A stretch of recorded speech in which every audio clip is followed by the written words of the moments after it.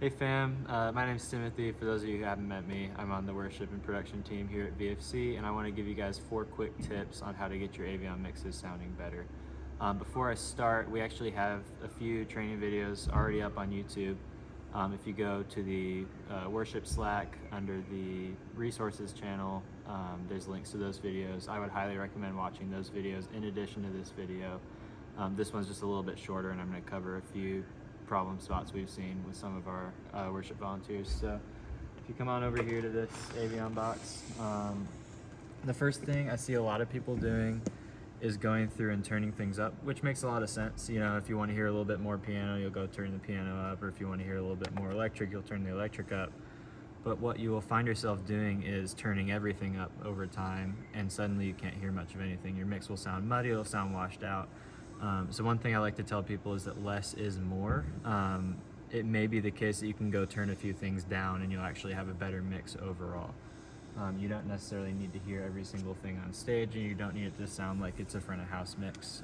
You just need to hear your isolated channels. So that brings me to the second tip. Watch the volume level of your click. Looking at you specifically, vocalists, I can find a lot of the times vocalists will have their clicks pretty high in their ears, and the problem with that is your mic is sensitive. It's sensitive enough to pick your voice up really well, and that means it's also picking your click up. So if you have a really loud click coming through your ears, your mic's going to hear that, and if your mic hears that, it means everybody out in the house is going to hear it too. And then for the band as a whole, if you have a really loud click in your ears for the entire course of a Sunday, you know, a few hours of really loud click will actually start to give you tinnitus and temporary hearing damage. So it's something to be mindful of. Don't have any individual source too loud, but especially your click, because it is a pretty harsh tone to hear. Speaking of harsh tones, you may find that something sounds a little bit piercing or tinny, or maybe it sounds muddy and it sounds quiet in your mix.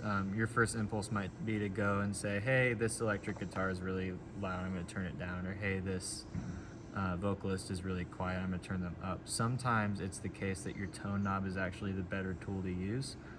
So you see this knob right here, your labeled tone.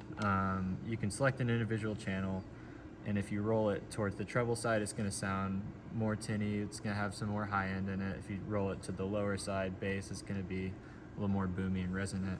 And what that does is that lets you take individual signals and adjust the tone of them in real time without having to talk to you know, that musician or the front of house. It lets you give a little bit more individual control for that channel. And sometimes this is actually the better tool to use instead of using the volume knob.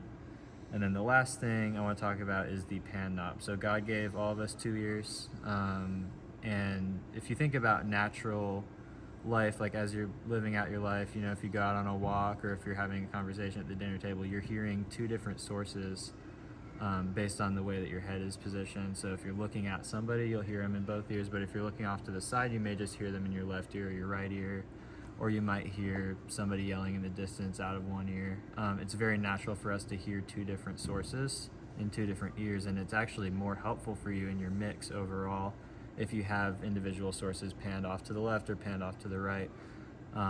It's doing this thing in your brain where it's actually identifying that, and it's almost making it sound louder than it would otherwise. You know, if you have your click panned off to the left, you could run it a little bit quieter, and you'll still be able to make it out just fine because your brain's hearing it off to the side as if it's its own individual source. If you have everything panned right down the middle, it's going to start to sound really muddy and you won't hear the individual sources you need to hear. So I hope this video was helpful. Feel free anytime to reach out to myself or Elijah or any of the worship staff. If you have issues mixing your ears, these are just 4 tips that'll help you get better mixes overall.